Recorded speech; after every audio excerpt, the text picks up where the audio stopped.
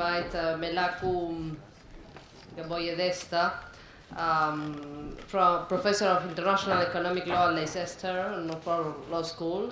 Reside en el Reino Unido, pero es de origen de Etiopía, así que va a seguir compartiendo el African Focus en la última presentación de este panel. Melaku, if you're ready. Yes, sir. Okay, thank you very much, Cecilia, and thank you, organizers. Even if you put me last, I'm not going to make a complaint here. And maybe all you clever economists here, I'm going to bore you with text rather than graphs and numbers, so I hope you'll find that acceptable. So, what am I going to talk to you about today? I will talk mainly about the legal issues surrounding the China-Africa trade investment relationship. So I'll be very broad and I'll try to be very quick. And it comes very nicely after the two presentations here. We have seen the booming trade and the booming investment relations between China and Africa, but what we often don't see is all the relationships are underpinned by a network of legal relationships, both at the public international level between states, as well as at the private international level between companies, investors, buyers and sellers, and so on and so forth. So, and then these are also backed up with a network of different dispute settlement mechanisms, which are very important. And I believe from the brief survey of the literature I have had over the past weeks, this is an issue that is least understood right now. So when we look at the regulatory side, the one thing that strikes you is, trade and investment are so closely interlinked, and those of you, I can see many people here are very familiar with the WTO type issues. Trade and investment are so interrelated that in the services area, for example, we define an investment relationship through commercial presence, for example, as a trade in services. So they're one and the same in some areas. And yet, when you look at investment broadly, they are so distinctly regulated as well, which I will come to very quickly here. Look at trade, you find a very powerful institution such as the WTO, which is the global multilateral institution that tries to regulate all the bilateral, preferential, etc. arrangements. If you look at Article 24 of the GATT, it is there in order to make sure that all free trade areas, customs unions, etc., comply with certain requirements. It doesn't always do that, but that is always the idea. When you look at investment, on the other hand, we tried many things, multilateral agreement on investment, this, that, and whatever. We tried to bring it into the WTO. So far, we have failed completely. So what do we have in the investment world? On the contrary, is largely bilateral, a few regional, such as NAFTA, for example, and then sectoral, such as the Inner Charter Treaty. So very fragmented approach that we find there. And I'll come to this one in a minute. It is the kind of the complete opposite that we see here. In the case of trade, you have multilateral institution that tries to coordinate the regional arrangements. In the case of investment, there are bilateral arrangements that are facilitated by or supported by a multilateral system, which I will come to in a minute.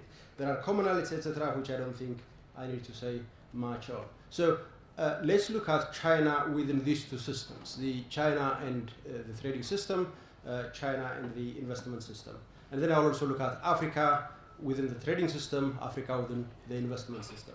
So here I think very familiar stories for I'm sure all of you here. In 1947, when GATT was introduced, China was of course an original contracting party, except that after the revolution in 1951, the Kuomintang government, which was based in Taiwan, I think, withdrew from the GATT. And then when China wanted to, or submitted an application to resume its status as a contracting party, the GATT contracting party at the time were keen to make sure that China would negotiate new terms of accession as if it is a new country. So China applied in July '86, just a month or two before the Uruguay round was launched. China participated fully in the Uruguay round negotiation process. And finally, in 2001, China joined the WTO. On what terms did it join? I think all of you will be familiar with this. We often talk about WTO plus obligations exchanged for WTO minus rights. That's often how we talk about this. And then when we look at Africa on the other hand, partly due to the colonial history of almost the entire continent there, most of these countries were sponsored into the GATT through a particular provision that was put in place in 1947, Article 16.5c here. I'm not going to read it. Basically what it says is when a country becomes independent, if the metropolitan country, the colonial ruler country sponsors that newly independent country, it can become a member without having to negotiate new terms of accession. That's basically what it meant. Okay? So when you look at most African countries, the only country that I remember that joined the GATT through negotiation was the DRC, the Democratic Republic of Congo. So many of them did not have to make any commitments at the time they joined the WTO. So you can look at this graph here. Virtually all of Africa, all the greens, all of Africa, countries are members of the WTO. The few yellows there, these are the countries that are currently negotiating accession. The two grays, Eritrea and Somalia, for some understandable reason, these are the only countries in the whole of the continent that are not participating in the WTO process, either as member or as observer. I don't think the map has South Sudan in it, so that's the only qualification I probably have to make. So when I look at the participation of Africa and China in the WTO, we often talk about the WTO as a member-driven organization. But we can look at that member-driven organization operating at least in two areas very, very clearly. The legislative function and the dispute settlement or adjudicatory function here.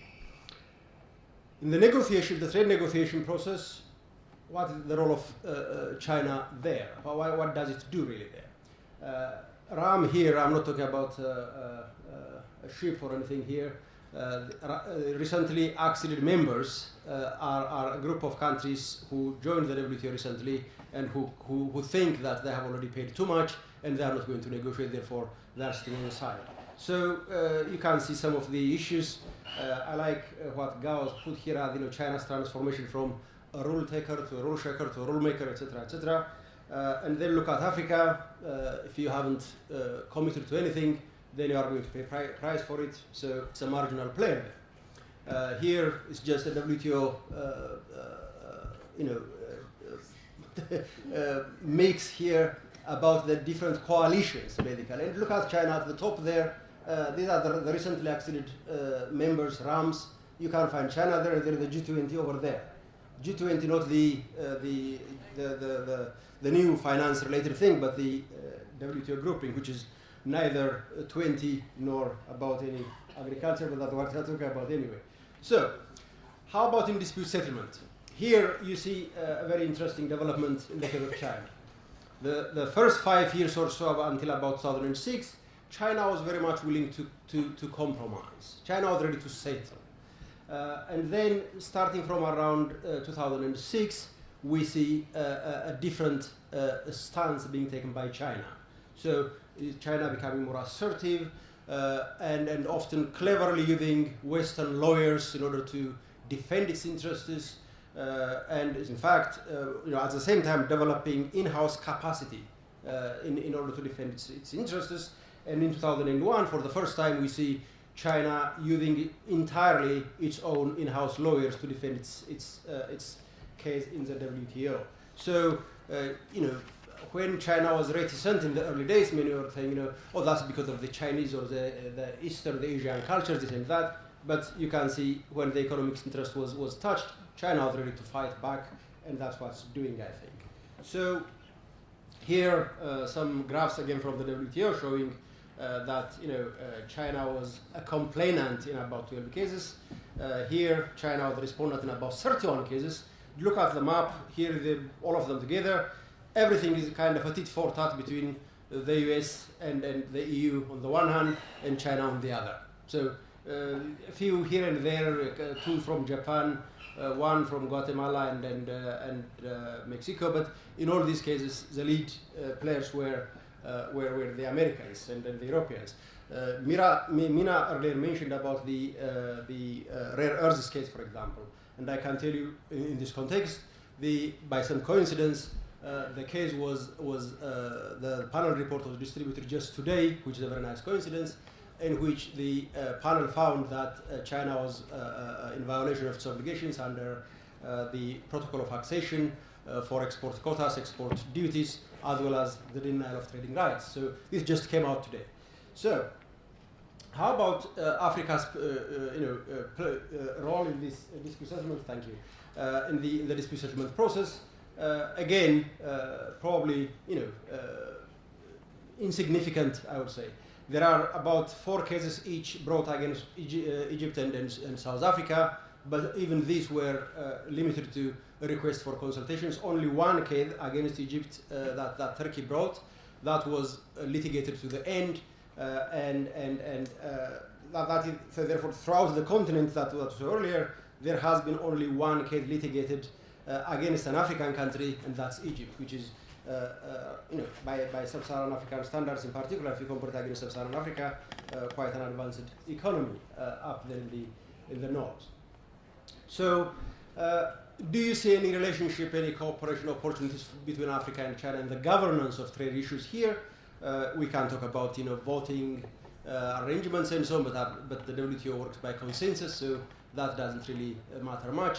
If China wants to block anything, it can always block it without having any supporters from the continent. So there are significant potentials in trade negotiations, I suppose, but I don't see much of a relationship there between, or an opportunity for cooperation between China and Africa at that level. But of course, when we are setting rules, the level of bilateral relationship can always be the type of bilateral relationship can always be quite useful there. So there is the new duty-free, quota-free law that came, I think, in 2011, but not all Africa is an LDC, and that's about LDCs, so I think I would leave it there. How about in the case of investment? I will have to rush this one here, I think. So here, as I was mentioning earlier, we have a large number of bilateral investment treaties. And we have one, the International Center for Settlement of Investment Disputes, a multilateral framework, which focuses mainly on the settlement of disputes. And talking about it in Argentina, I don't feel that comfortable, because Argentina is probably the country with the worst experience and the best